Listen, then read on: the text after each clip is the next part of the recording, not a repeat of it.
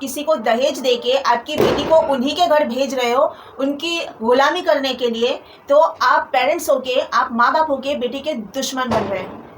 जब मैं पैदा हुई थी कि आपकी लड़की आपके लिए बोझ है, आप लोग की सोच पर मुझे गुस्सा आता है। आप लोग की ये सोच आपकी बेटी की ज़िंदगी के लिए बोझ है, ये सोच हटाओ।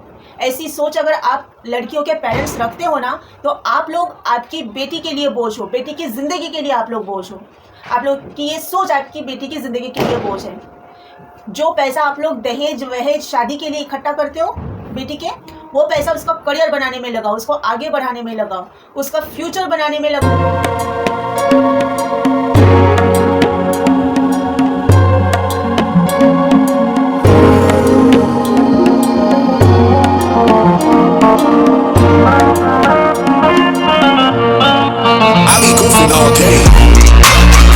सोशल प्लेटफॉर्म्स पे जो भी पोस्ट सब लोग डालते हैं उसमें मोस्टली सोशल इश्यूज़ को लेके लिखते हैं, अपनी राय देते हैं, अपना स्टेटमेंट देते हैं सब लोग। आज मुझे एक और इंटरेस्टिंग पोस्ट मिला, लिखा है जो लड़का कहता है पत्नी आएगी तो माँ बाप की सेवा करेगी, ऐसे सोच वाले कि यहाँ अपनी बेटी की शादी मत कीजिए, क्योंकि वहाँ वो जीते जी मार दी जाएगी, उनके लिए वो सिर्फ एक गुलाम होगी, इंसान भी नहीं, समझे। और ये जो लिखा है ये मेरे साथ ही हुआ है। मेरे हस्बैंड, मेरे से शादी होने से पहले उनके पड़ोस में एक लड़की से उनका रिश्ता हुआ था, तो वो रिश्ता तो टूट गया था। सारी कहानी मैं इसके पहले यूट्यूब पे शेयर करी थी। मेरे ससुर जी को लड़की वालों से बेड चाहिए था, जो लड़की वालों ने मना किया था कि हम बेड नहीं दे पाएंगे। इस बात पे बवाल हुआ। मेरे ससुर जी ने लड़की वालों की बेइज्जती की, ये बोल के कि रिक्शा वाला भी अपनी बेटी की शादी में बेड देते हैं, मतलब बेड देने की औकात रखते हैं, तो आप लोग एक बेड भी नहीं दे सकते। इस बात पे लड़की वालों को गुस्सा आया, उन लोगों ने तुरंत रिश्ता तोड़ दिया। बहुत सही किया। हर लड़की वालों में अगर ये दम होगा ना, तो फिर लड़के वालों की जो हेकड़ी है वो ढीली हो जाएगी। लड़की वालों में ना वो दम होनी चाहिए। लोग बोलेंगे आपको ये सब पता होने के बाद भी आपने शादी की उस घर में। हाँ की मैंने कौन सा बेड दिया। उनकी बेइज्जती वहाँ पे हुई थी करके मुझसे शादी करने के टाइम पे उन लोगों ने खुद बेड खरीद लिया, क्योंकि अड़ोस पड़ोस में इतनी बेइज्जती हुई थी। अब इस बार हम बेड खुद खरीदेंगे, इसलिए हमने थोड़ी बेड लिया। भाई घर की लक्ष्मी जा रही है। जब एक मूर्ति भी लाते हो ना घर पे लड़के वालों, तो मूर्ति, लक्ष्मी की मूर्ति लाने से पहले उनके लिए ना वो आसन, उनके लिए पाठ पहले लाते हैं, उसके बाद ही मूर्ति लाते हैं कि उनको कहाँ बिठाएंगे। भाई यहाँ तो जीती जागती लक्ष्मी आ रही है। लड़के वालों को तो ज़रा भी शर्म नहीं है, लिहाज नहीं है, किस मुंह से वो लोग मांगते हैं, डिमांड करते हैं।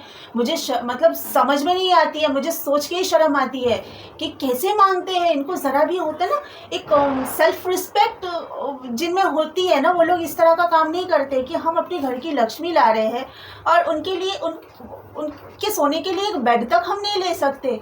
ये औकात है लड़के वालों की। और हेकड़ी ऐसे दिखाते हैं जैसे कि भाई क्या है, जबकि एक बेड भी लड़की और खुद के लिए ससुराल लेके आना पड़ता है सोने के लिए। एनीवेज, तो ये जो मैं अभी पोस्ट पढ़ के सुनाई हूँ ये मेरे साथ हुआ है। जैसे मेरे हस्बैंड की जो पड़ोस वाली लड़की से जब शादी तय हुई थी, वो शादी टूट गई। उसके बाद मुझसे बातचीत जब होना स्टार्ट हुआ, तभी मुझे फ़ोन पे बोल रहे थे कि मैं शादी करना नहीं चाहता था, शादी सिर्फ इसलिए कर रहा था कि मेरे माँ बाप का ध्यान रखने वाली कोई आ जाए। मुझे ये बात बिल्कुल समझ में नहीं आती है कि जीवन साथी, लाइफ पार्टनर आती है घर में तो वो सिर्फ हस्बैंड के लिए, यानी वाइफ बनती है तो वो हस्बैंड के लिए, उसका रिश्ता हस्बैंड के लिए साथ में है ना, तो वो तुम रहते हुए तुम्हारे माँ बाप का ध्यान तुम्हारी बीवी क्यों रखेगी। माँ बाप तुम्हारे हैं, तुम्हें पैदा किए हैं, तुम्हारी जिम्मेदारी है तुम अपने माँ बाप का ध्यान रखो। तुम्हारी जीवन साथी होने के नाते तुम्हारी पत्नी का ये हक बनता है कि तुम्हारे साथ खड़े होके तुम्हारे माँ बाप का ध्यान रखे। लेकिन तुम्हारे साथ खड़े होके ये नहीं कि तुम आवारागर्दी करते फिरो, तुम 10-11 बजे तक पड़े रहो बेड पे और तुम्हारी बीवी सुबह सुबह उठ के तुम्हारी माँ बाप की सेवा में लग जाए। ये तो तुम्हारे लिए शर्म की बात है। और तो और वो तो हो गई उस लड़की की बात। जब मुझसे शादी हुई, इनके बातों पे कुत्ते क्यों भौंकने लगे। कुत्तों का भौंकना बंद हुआ। आई होप कि अब ना भौंके। तो जब मुझसे शादी हुई, हम 6 साल के बाद मिले थे। शादी के टाइम पे हम 6 साल के बाद एक दूसरे को आमने सामने देखे। 6 साल में जब हमारी बात होती थी, सिर्फ फ़ोन पे बात होती थी और सिर्फ वीडियो कॉल पे एक दूसरे को देखते थे। और सोचिए, 6 साल के बाद आप जिसे प्यार करते हो उसको आप आपकी पत्नी के रूप में सामने देख रहे हो। शादी होने के बाद वो आपके सामने अकेले में है, वो भी 6 साल का एक क्या बोलूँ, 6 साल की जुदाई। उसके बाद वो आदमी को क्या बात करनी चाहिए आपस में? एक मैरिड कपल के बीच में क्या बातें होनी चाहिए? ऑफ कोर्स आपस की बात होनी चाहिए, रोमांटिक बात होनी चाहिए, है कि नहीं? वो इंसान मुझे बोल रहा है शादी की पहली रात, शादी हुई शाम को, और उस रात को बोल रहा है कि मेरे माँ बाप का ध्यान रखना। मैंने तो सर हिलाया हाँ बोल के, लेकिन फिर मैं दिल ही दिल में सोचने लगी, तुम कहाँ जा रहे हो? जंग के मैदान में जा रहे हो क्या, जंग लड़ने, या संन्यास लेके जंगल में जा रहे हो कि तुम रहते हुए तुम्हारे माँ बाप का ध्यान मैं रखूं? वो भी तुम पहली रात को ही बोल रहे हो, ऐसे बोल रहे हो जैसे तुम कहीं जा रहे हो। मैंने मुँह से कुछ बोला नहीं, लेकिन सुना, ठीक है हाँ बोला मैंने, ठीक है रखूँगी। फिर बोला उसके बाद एक बार उसी रात को या शायद नेक्स्ट रात को फिर से बोला वही बात। तब मैंने बोला तुम मेरा ध्यान रखना, मैं तुम्हारे माँ बाप का ध्यान रखूँगी। जिस दिन तुमने मेरे साथ थोड़ा भी ऊपर नीचे किया, मुझसे कुछ उम्मीद ही नहीं रखना कि मैं तुम लोगों के लिए फिर कुछ करूँ। और मैं ऐसे ही हूँ भाई, तुम कम से कम प्यार और समर्पण भी नहीं दे सकते हो मुझे, केयरिंग भी नहीं बन सकते हो मेरे लिए, और तुम चाह रहे हो कि मैं अपना सब कुछ तुम्हारे चरणों में, तुम्हारे पेरेंट्स के चरणों में निछावर कर दूं। भाई मैं इतनी भली लड़की नहीं हूँ, मैं अच्छों के लिए अच्छी हूँ, बहुत ज़्यादा अच्छी हूँ। अगर इतना भी मेरे साथ कोई अच्छा हो ना तो मैं उसके लिए सब कुछ कर दूँ, लेकिन इतना भी बुराई मुझे सामने वाले में अगर दिख गई तो उससे ज़्यादा बुरी मैं हूँ। तो जब उन लोगों ने मेरे साथ बिना मतलब के षड्यंत्र करना स्टार्ट कर दिया, वो दिन के बाद मैं कुछ नहीं करी। उस घर में जो मैं नरम नरम चपाती बनाती थी और उनको बड़ा अच्छा लगता था ना, मेरे पति ने बहुत तारीफ़ की थी, सब बंद कर दिया मैंने। बस हो गया, तुम लोग मेरे पीठ पीछे मेरे बारे में मेरे खिलाफ षड्यंत्र करोगे और सामने मुझे टॉर्चर करोगे और बोलोगे, उल्टा सीधा झूठा सब आरोप लगाओगे, और तुम लोग चाहोगे कि मैं तुम्हारे घर में पड़े रह के तुमसे जलील होते रहूँ और झूठा झूठा आरोप खुद के बारे में सुनते रहूँ। भाई इतनी बेवकूफ़, इतनी लाचार और इतनी मजबूर लड़की मैं नहीं हूँ। अच्छों के लिए अच्छी हूँ, बुरों के लिए बुरी हूँ।